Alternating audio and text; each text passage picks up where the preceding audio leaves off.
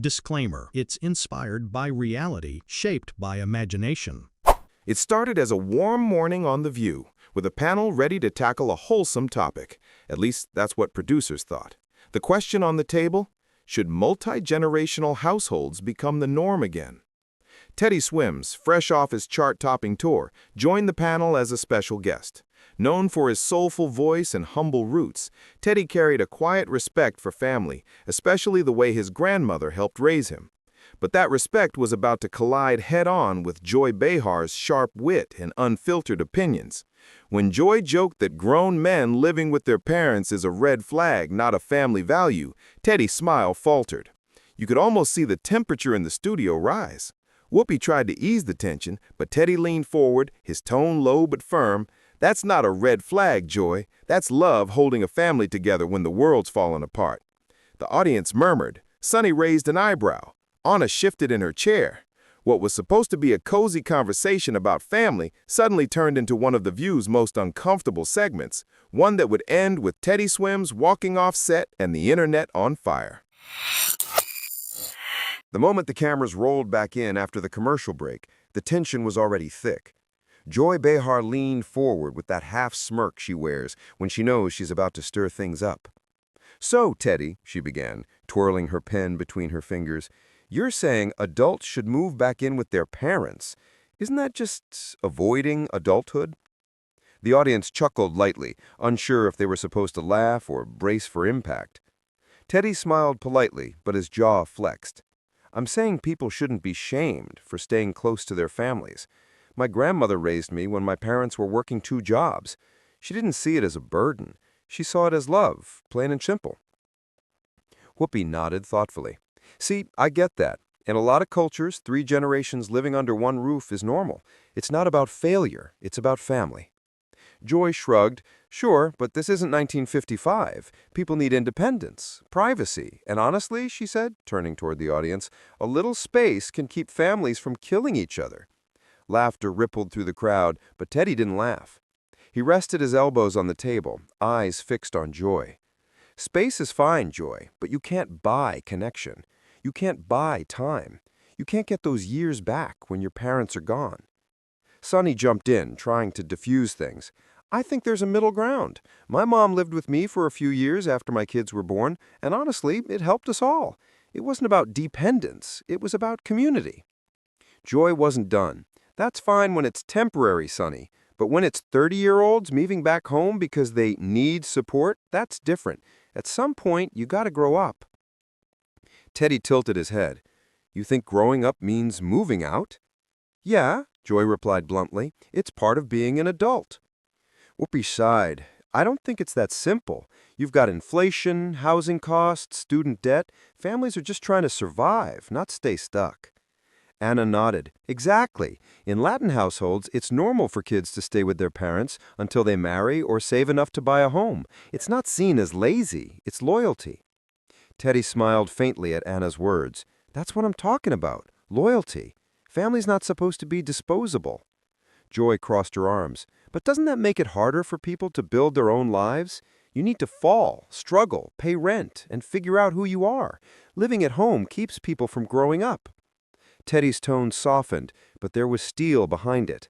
"Joy, I get what you're saying, but not everyone has the same start line. Some of us didn't grow up with safety nets. Some of us had to help our parents pay bills at 15. Living together isn't weakness, it's survival." The audience clapped, a few even cheering. Joy rolled her eyes slightly, but the moment she spoke again, her words cut deeper. "Well, I just think we've created a culture of excuses. People use family as a crutch because it's easier than facing the real world." "Whoa, hold up, Joy," Whoopi said, but Teddy spoke first. "You really think love is a crutch?" His voice wasn't angry yet, just heavy, disappointed.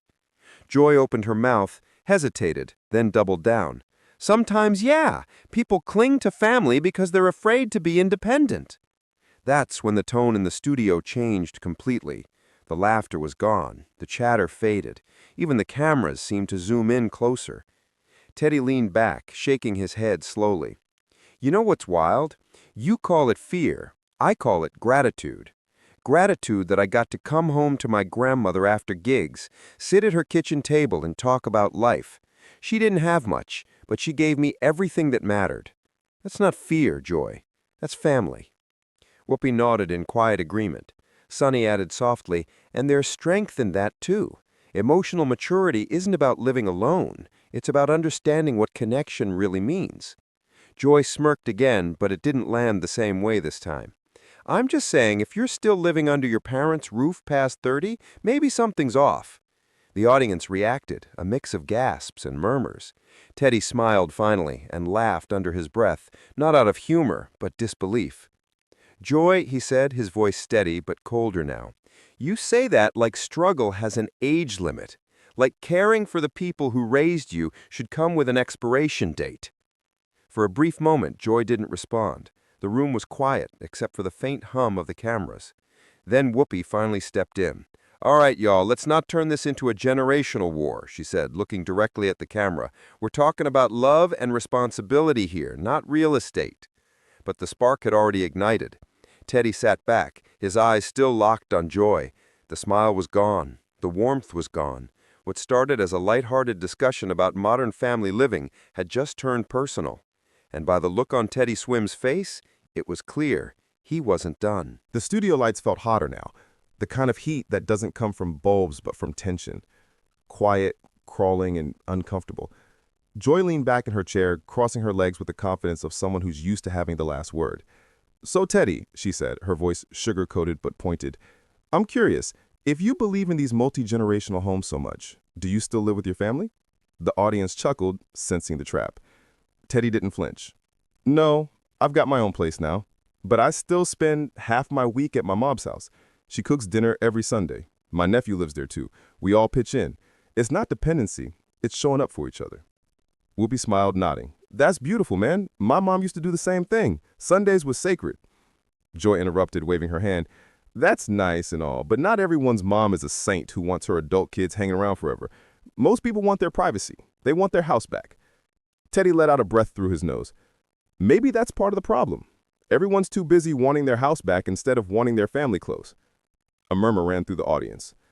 Sonny jumped in, trying to bring balance. "There's a generational divide here, Joy. For older parents, it can feel like loss of independence. For younger people, it's financial survival. The key is respect on both sides." Joy shrugged. "Respect is fine, but I don't want to come home and find my grown kid using my Netflix and eating my leftovers. There's a limit." Anna chuckled. "Oh, come on, Joy. You're telling me you wouldn't love having someone around who helps with the groceries, the yard work, the cooking?" Joy smirked. "If they're paying rent, sure." The audience laughed, but Teddy's expression stayed serious. "You talk about rent like it's the only way to prove value. But some of us grew up where family was the currency. You helped raise each other. You cooked, you cleaned, you worked hard, not for a paycheck, but for love." Whoopi leaned in. "And see, that's what we're losing, y'all. Connection. Everyone's chasing independence, but nobody wants community anymore." Joy turned toward Whoopi. "Community doesn't mean codependency, Whoop. People have to stand on their own 2 feet. Standing on your own 2 feet doesn't mean standing alone." That line hit. Even the camera operators paused a beat before switching angles. Joy rolled her eyes slightly. "Look, Teddy, I get it. You love your family. That's great. But we can't all live in emotional fairy tales. Real life means bills, boundaries, and a door you can close." Teddy smiled without humor. "You think love's a fairy tale? Tell that to my grandmother who worked night shifts at 70 just to keep her house so her kids and grandkids always had somewhere to land. That wasn't a fairy tale. That was sacrifice." The crowd applauded loudly now, clapping over Joy's attempt to respond. Whoopi gave Teddy a small nod of support. Joy waited for the applause to fade before speaking again, her tone sharp. "I'm not saying family isn't important, Teddy. I'm saying there's a line. Adults should build their own lives. Otherwise, you're just staying in childhood." Teddy looked right at her. "Maybe some of us never got a childhood. Maybe we were too busy helping our parents keep the lights on." That landed like a punch. The studio went silent. Even Joy's expression softened for a moment before she recovered. "That's not my fault, Teddy. I'm talking about principles without compassion." Whoopi sighed. "But that's the point, Joy. Principles without compassion don't mean much." Anna added, A lot of folks aren't living with family because they want to. They're living together because the system doesn't give them another option. Joy looked around the table, realizing she was now outnumbered. So what? We all move in together and sing Kumbaya? Come on, that's not realistic. Teddy leaned forward, his hands clasped. It's not about everyone moving in together. It's about not looking down on the people who do. We used to value family. Now we treat it like an inconvenience. Sonny nodded. And maybe that's why so many people feel lonely today. Joy tried to joke it off. Or maybe that's why therapy's booming. The audience laughed uneasily. Teddy didn't. His expression hardened. You joke, but you're talking about real people, Joy. People trying to hold their families together when the world's falling apart. That's not a punchline. The tone of his voice drew an audible ooh from the crowd. Joy looked at him, her smirk fading. Are you seriously taking this personally? He paused for a beat. I take it personally because you're mocking the kind of people I came from. Whoopi raised her hand slightly. Okay, let's take it down a notch. But Joy wasn't backing off. I'm not mocking anyone. I'm just saying adults should act like adults, period.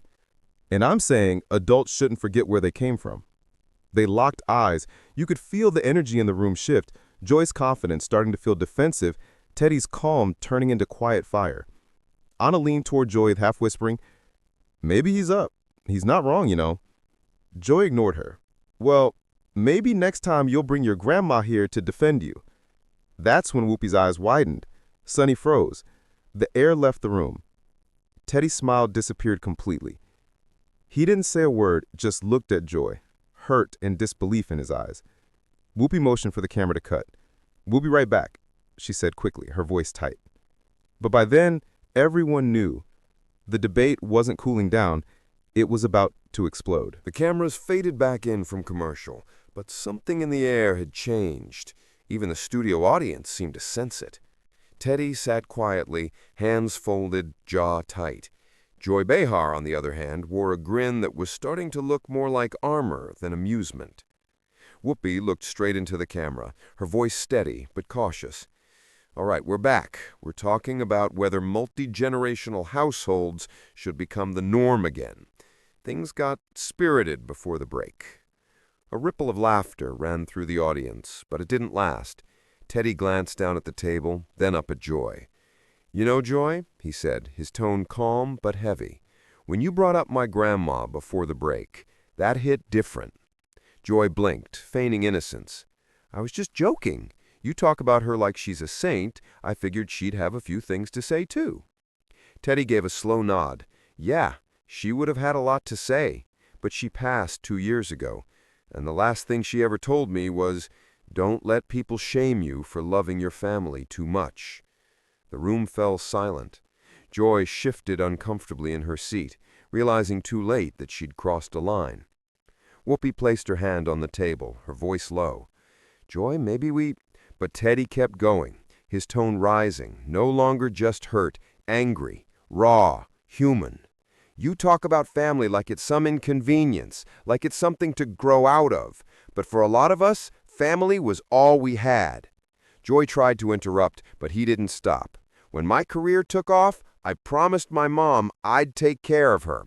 She worked herself to the bone raising me. She didn't complain. She didn't tell me to go find my independence. She told me to build something that could take care of all of us.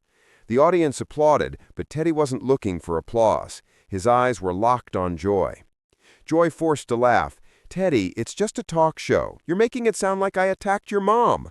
Whoopi cut in, stern this time. You kind of did, Joy. At least the idea of her. Sonny added quietly, and a lot of people watching at home probably felt that too. Joy bristled. Oh, come on. You all act like I said something unforgivable. I just have a different opinion. Teddy exhaled, shaking his head. There's a difference between having an opinion and making people feel small for theirs. That drew a mix of claps and murmurs from the audience. Joy's voice rose a little, defensive now. You can't come on a talk show and get mad because someone disagrees with you. That's literally the job. And respecting someone's story is yours, Teddy said quietly. You don't get to mock people's lives just because they don't fit your punchlines. The crowd reacted audibly, half gasps, half applause. Whoopi rubbed her forehead, muttering, "Lord have mercy." Anna spoke up softly. "Teddy's right, though. We're supposed to debate, not dismiss." Joy turned toward Anna, eyes flashing. "Oh, don't you start too." Anna frowned. "I'm just saying there's a line between funny and cruel. You might have crossed it." Joy scoffed, her tone dripping with sarcasm. "Oh, please, everyone's so sensitive these days. You can't even make a joke without someone turning it into a therapy session?" Teddy leaned forward, his voice low and controlled. "It's not sensitivity, Joy, it's empathy. You might want to try it sometime." The audience erupted again, this time louder. Even Whoopi couldn't hide the smirk creeping across her face. Joy crossed her arms, muttering, "Oh, spare me." Teddy stood up slightly in his chair, not fully rising but close enough to tower over the table. His voice was deep now, shaking just a little. "You think it's funny to joke about people like my grandma? People who gave everything so their kids could have a shot?" Joy snapped back. "No one's joking about your grandma, Teddy. You're making this emotional for no reason." He pointed gently toward the audience. "They're emotional too, because they get it. You might not, but they do." The crowd clapped and cheered, several people even standing. Whoopi finally raised her voice. All right, let's settle this down." But Teddy wasn't finished. "You want to talk about independence? Fine. I've been broke. I've been homeless. I've slept in my car while my family scraped together money to send me gas money. I didn't make it alone. I made it because people loved me enough to keep me going. That's what multi-generational homes mean. Not laziness, love." The applause was deafening now. Joy tried to laugh it off again, but it didn't land. Okay, you get it. You're the poster boy for family values. Congratulations." That was it. Whoopi turned toward her sharply. "Joy," she said, her tone sharp like a mother scolding a child. "Come on, you don't have to be mean." The audience booed slightly, something that rarely happened to Joy on her own show. She froze, realizing the crowd wasn't with her anymore. Teddy stood up this time, full height, voice calm but final. "You know what, Joy? I came here to talk about love and family, not to defend them." He pushed his chair back. The scrape echoed through the studio. Whoopi tried, "Teddy, hey man!" But Teddy just smiled at her sadly. "You've always been real, Whoopi. Thank you for that." He looked at Sunny and Anna. "You too. I appreciate the empathy." Then he turned to Joy. "But this," he gestured to the table, "this is why people stop opening up. Because every time they do, someone laughs." He paused, then added quietly, "You can keep the punchlines, Joy. I'll keep my family." And with that, he walked off the set. The audience erupted, some cheering, some shouting, "We love you, Teddy!" Others booed softly in Joy's direction. Whoopi stood, trying to call him back, but he was already gone behind the curtains. Joy sat stiff, eyes fixed on the table, face flushed. The silence that followed wasn't just awkward, it was heavy. Sunny finally spoke, her voice soft. "Sometimes we don't realize how much weight our words carry." Whoopi exhaled, shaking her head. "Yeah, and sometimes it takes someone walking out to remind us what the conversation was really about." The camera zoomed in on Joy's face, but she didn't look up. The audience could see it, the regret starting to sink in. And as the show cut to commercial, one thing was clear. This episode of The View would be replayed, dissected, and debated for weeks to come. When the show returned after the commercial, the energy in the studio was different. It wasn't the usual chatter or laughter that filled the air. It was a strange quiet, the kind that lingers after something real has cracked through the noise. Whoopi sat with her arms crossed, her expression unreadable. Sunny was glancing toward the backstage curtain, as if hoping Teddy would come back out. Anna kept fiddling with her pen. And Joy sat perfectly still, her hands clasped in front of her, her trademark smirk gone. The producers had planned to move on to a lighter topic, but Whoopi made a choice. She looked straight into the camera and said, "Before we continue, I think we should take a moment to address what just happened." Joy shifted slightly in her seat, uncomfortable but silent. Whoopi continued, her tone calm but deliberate. "This show's been around a long time. We've had disagreements, heated debates, walk-offs, you name it. But at the end of the day, we're supposed to talk to each other, not at each other." Sunny nodded. Teddy was trying to share something personal, and I think, maybe, in the heat of it all, we forgot to listen. Joy finally looked up. "I didn't mean to offend him," she said, her voice quieter than usual. "I was joking. I thought we were having fun with the topic." Whoopi sighed. There's a difference between fun and hitting below the belt. He wasn't debating policy. He was talking about his grandmother. That's sacred for a lot of folks. Joy frowned, defensive again. But that's what this show is about, debate. Everyone's so sensitive these days, you can't say anything without it being a headline. Anna leaned in, her tone firm but gentle. "Joy, you're not wrong about free speech, but when someone tells you their pain, maybe that's not the time to test the limits of a joke." The audience applauded softly. Joy took a breath, visibly struggling. "Maybe I went too far," she admitted finally. I've been doing this show for over 20 years. I forget sometimes that not everyone's built the same way I am." Sonny gave a small smile. "No one's built the same, Joy. That's the point." Whoopi looked at her. "You know what, though? Teddy didn't storm out angry. He walked out hurt. That's different. That means he cared enough to be disappointed." Joy nodded slowly, the tension in her shoulders easing just a bit. "Maybe I should apologize to him." Anna said quietly, "You should. Not because of the cameras, but because he deserved better in that moment." The audience clapped again, louder this time. Whoopi leaned back, letting out a long exhale. "You know, when we talk about multi-generational homes, we're really talking about something deeper. Connection, respect, taking care of one another. Maybe we all just got a reminder of what that means." Sonny added, "And maybe it's time we remember that not everyone has that luxury. Some people need those homes because it's their only support system." Joy nodded again, this time more genuinely. "Yeah," she said softly, "and maybe I judged that too harshly." For a moment, the show felt human again, real. The audience wasn't watching a panel, they were watching people trying to reconcile a mess in real time. Then, in an unexpected twist, Whoopi looked off camera and said, "Can we get Teddy back out here?" The crowd erupted into cheers. Joy looked startled but hopeful. A moment later, Teddy appeared from backstage. The crowd went wild, applause, whistles, people standing on their feet. He looked calmer, but still guarded. Whoopi smiled. "Teddy, I know this wasn't an easy morning, but I think Joy has something she wants to say." Joy turned toward him, her voice steady but humble. "Teddy, I'm sorry. I really am. I was trying to be funny, and I crossed a line. I should have respected your story more. Your grandmother sounds like an incredible woman."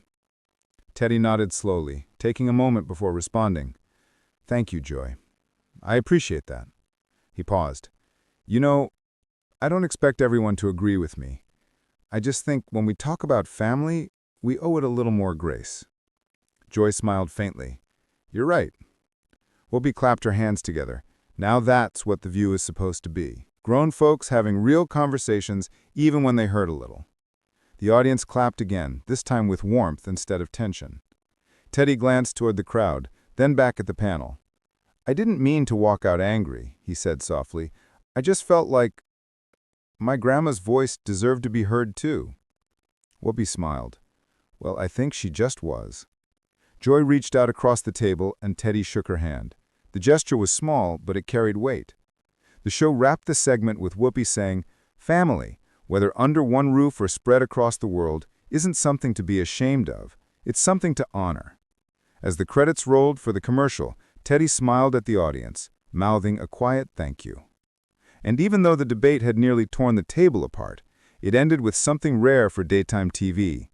A little bit of humility, a little bit of grace, and the reminder that sometimes the real breaking point leads to understanding. The studio air felt heavier than it had all morning.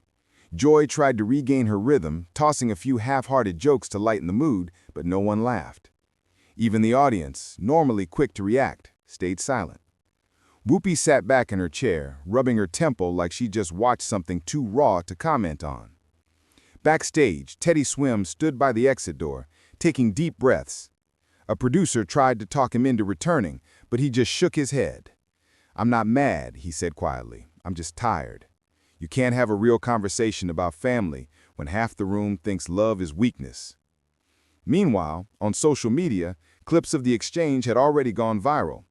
Millions were watching Teddy's quiet defiance, his voice breaking when he spoke about his grandma, his final line to Joy replayed again and again. Maybe that's what's wrong with us. We're too proud to need each other anymore. By the end of the day, the internet had picked sides. Some accused Joy of being tone-deaf, calling her words a slap in the face to working-class families. Others defended her, saying she was just challenging outdated traditions.